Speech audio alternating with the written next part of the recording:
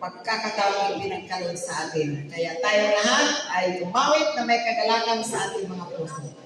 Ating purihin ang Panginoon sa kanyang kagandahan loob sa bawat isa sa atin. At sumandali tayong magpailang lang ng isang panalangin. Isasalamat.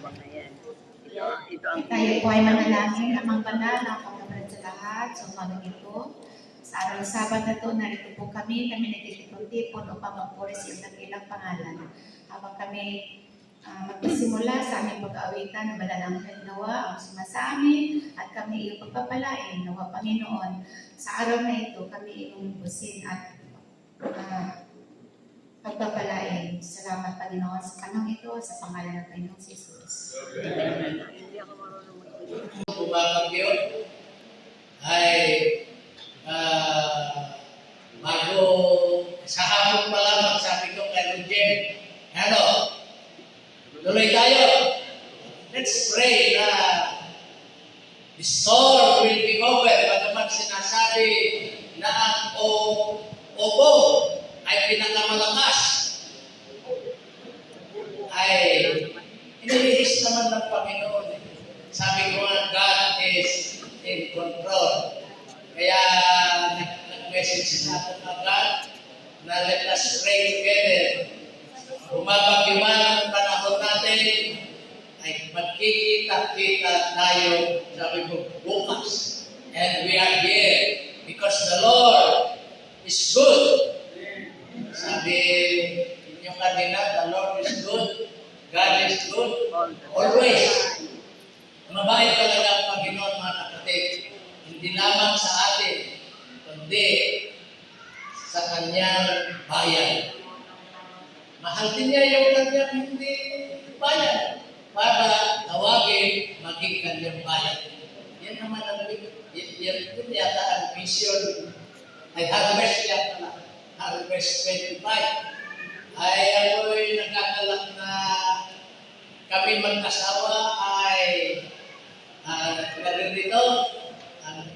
Noong sabihin na kami paririto, sabi ni Pastor Tiames, ako magdadala sa iyo.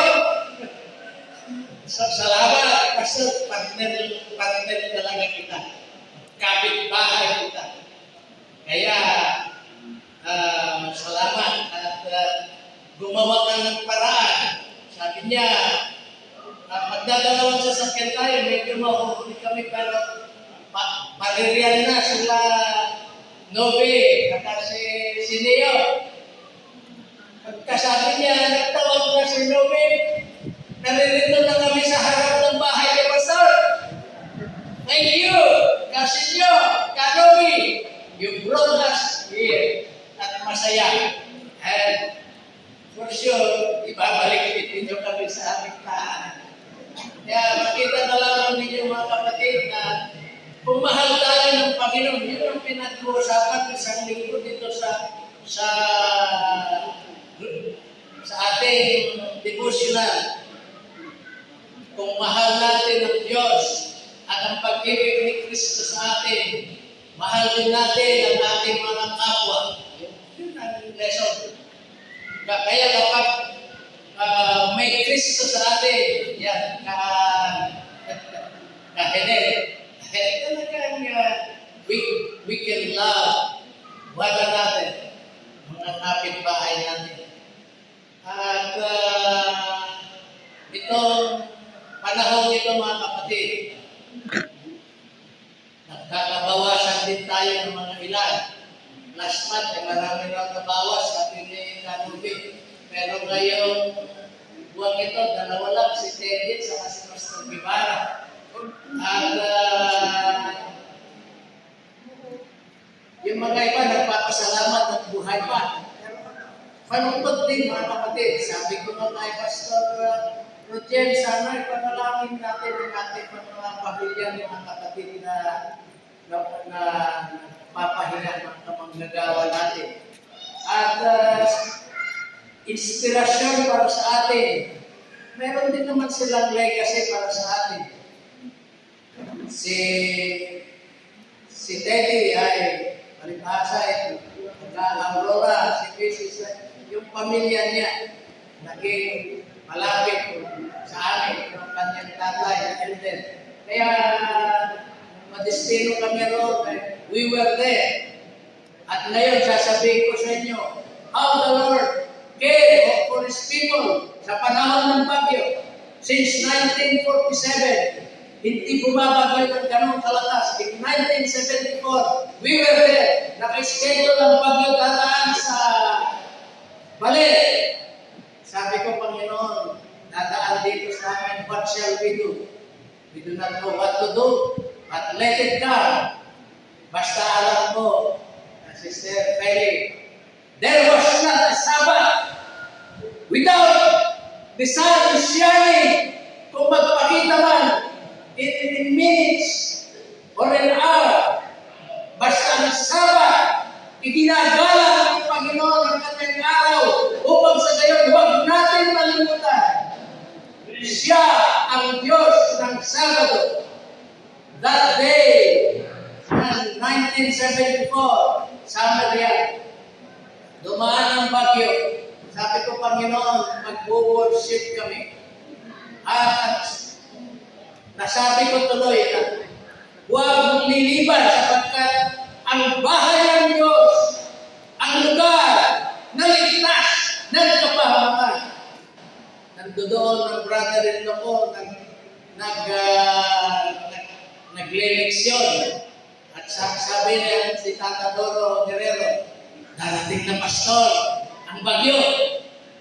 Tuloy, tapusin ang worship.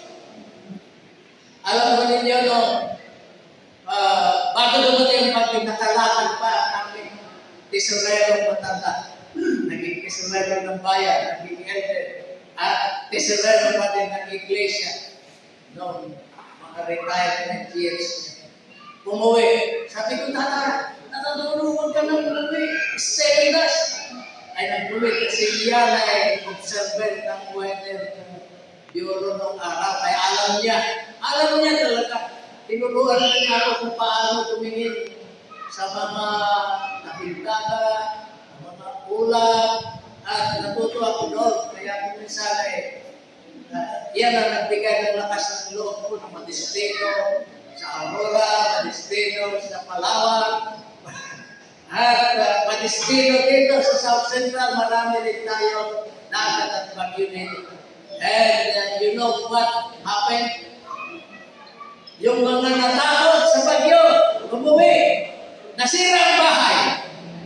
May sira man na hindi man lumipad ang bubong. Pero 90% na ulo ng bahay lumipad sa panahon yun. At yung lahat na nandoon sa church, umaawit kami ng everything's alright in my father's house. Naglilipad yung hangin, lumilipad ang mga jealousies from east papunta sa kabila. Tinitingnan ko yung puno ng santol, puno ng langka. Unti-unti, sabi yung natatanggal yung mga halong gas. Nung bumaba na, lumipad na itong mga puno. At yung mga yero naglilipara sa samantala kami, maawit, everything's alright. Ang lumipad lang sa aming school ay mga 8 yero. Hindi na kami nakapagluto, basta nagkain na lang kami sa likod ng church. At the Lord has protected us. At after that, na makakain kami, kung ano man makain, plano na kami na maglibot kung ano ang magagawa ng iglesia sa bayan. Nag-survey ay sabi ko, I have to give my report to the union. The finest quality of Adventist education in the heart of San Pablo City, Laguna. SCLC Adventist School Incorporated, San Rafael. Enroll now at SCLC Adventist School San Rafael to being enjoy the best quality Adventist education. Idols Fitness Gym, located at M. Leonor Street, San Pablo City, Laguna.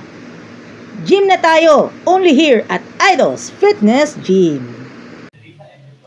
Ito yung dating label at itong bagong label. You heard it right.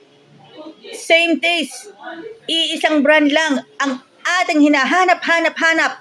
Siyempre, one and only Country Veggie Foods. Tara, let's kain na sa Veggie Yum, located at 240 Maharlika Highway, Barangay San Rafael, San Pablo City, Laguna, malapit sa SM City, San Pablo. Alagang Jack is getting ready for Harvest 2025.